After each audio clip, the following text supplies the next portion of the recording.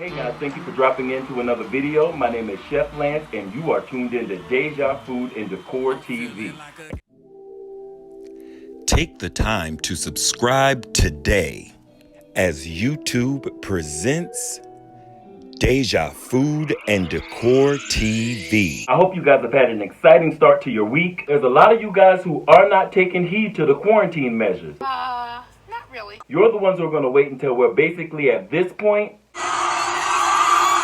to say it's time for me to keep it in the house. But I seriously do hope you guys are practicing social distancing as it has been extended through the end of April. Here goes Peter Cotton. Hit him again. Let me take this time to say hello to all of my Deja Foodies. How you doing? And if this is your first time visiting the channel, you can go ahead and smash that subscribe button right now. And don't forget to hit that notification bell so you can see when new videos are loaded right here at Deja Food and Decor TV. Now, it's amazing we've been on quarantine for about 2 weeks now, but yet and still, you guys managed to have the stores looking like this. Damn shame what they did to these grapes. And mind you, this was in Sam's Club. And let's not even talk about the meat section. It's absolutely nothing. The damn meat section was drier than a rice cake dipped in powdered sugar. So with all of the regular chicken and ground beef gone out of the store, I was stuck to get whatever was left, as many of you I'm sure had to do. One thing I could find in every store was Cornish hens. So I decided to come to you guys today with a recipe for my orange rosemary Cornish hens.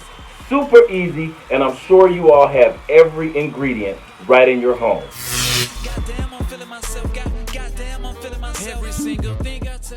Let's get straight to the recipe. Again, guys, there's no need to get intimidated by these little birds as we're going to make a delicious, simple dish. All you're going to need is some chicken broth. Your Cornish hens traditionally will come in a pair of 2. You're going to need cloves of garlic, roughly about 8. I have oranges, which I'm going to be using for my recipe, but if you don't have oranges, please feel free to use lemons. A stick of butter. We have sea salt.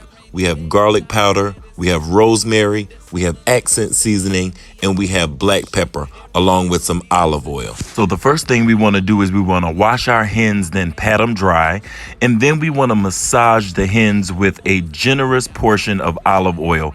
Make sure you massage the entire bird, including the inside of the cavity. Then you can set those birds aside because we're going to combine all of our seasonings. When thinking of things that people have already at their homes, I'm going to use Mrs. Dash.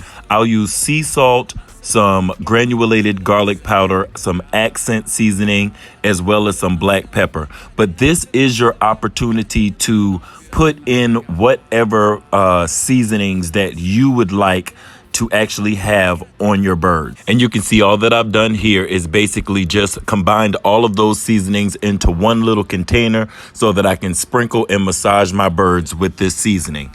Once you've actually sprinkled and massaged your birds with the seasoning, make sure, just like I'm showing you here, that you get inside the cavity of the birds as well. Keep a little bit of that seasoning mixture because you are going to need that a little bit later. So I just kept just a little bit of my seasoning mixture, and here you can see my birds that are fully seasoned. So now we're going to take the time to stuff our birds. With stuffing the birds, all I'm actually going to do is put in 1 orange wedge, and then I'm going to put in 2 sprigs of rosemary, and then I'm going to put in about 3 to 4 cloves of garlic. That's all going to go inside the inside of your little Cornish hens. Now you will see in the video I'm going to place a little bit more garlic than that, but I really like the garlic taste. Now it's time to get the birds ready to go in the oven. If you can see right here, just the top of the skin of the bird, I gently use my finger to push that skin and separate it from the actual top of the chicken.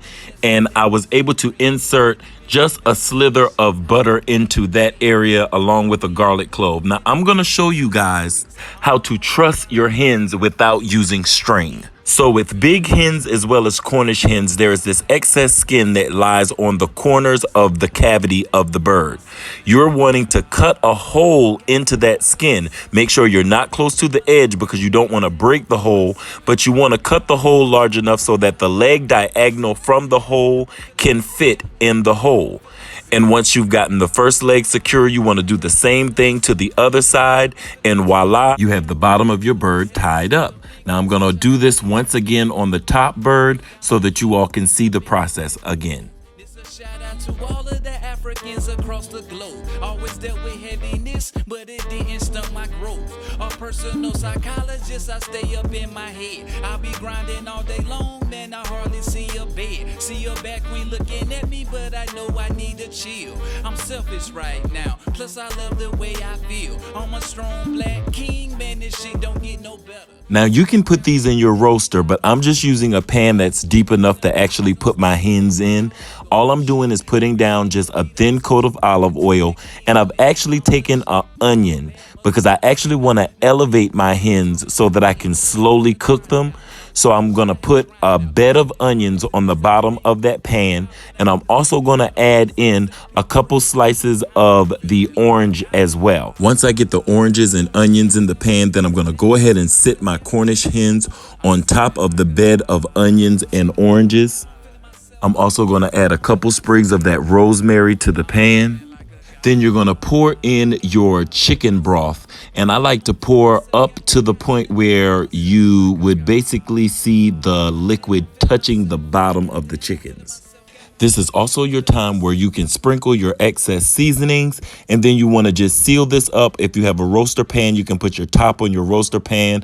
If you have a deep pan like I'm using, you can just cover this with an aluminum foil, and you want to put it in an oven on 375 degrees roughly for about 40 minutes. After that 40 minutes, you want to take your cover off of your hens and allow them to stay in the oven an additional 10 to 15 minutes. And when I tell you guys, the finished product with these orange rosemary Cornish hens will be nothing short of spectacular. Now, periodically, when I did uncover my hens, I did baste the hens. So you do want to baste those in that rich flavor of the lemon and the rosemary and the garlic and the onions. You want to baste that continually while they're browning. And tonight, our orange rosemary hens will be served with smokehouse shells and Gouda, as well as roasted asparagus. So again, thank you guys for watching this video. If you enjoyed the content of this video, please give me a thumbs up. Most of all, hit that subscribe button right now so you can see when new videos are loaded right here at dejafoodanddecor TV, where we are everything food. Now remember to wash your hands, and you guys have a delicious day.